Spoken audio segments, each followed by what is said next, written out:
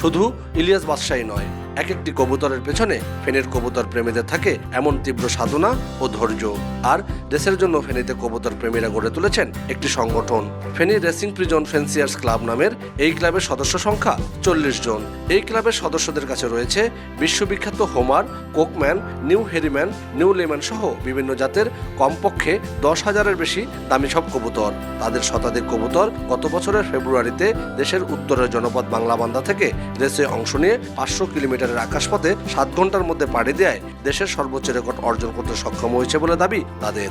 আলহামদুলিল্লাহ, বাংলাদেশের ইতিহাসে আমরা সর্বপ্রথমে 500 কিলোমিটার আমাদের কবুতরগুলো রেস করছে আকাশপথে।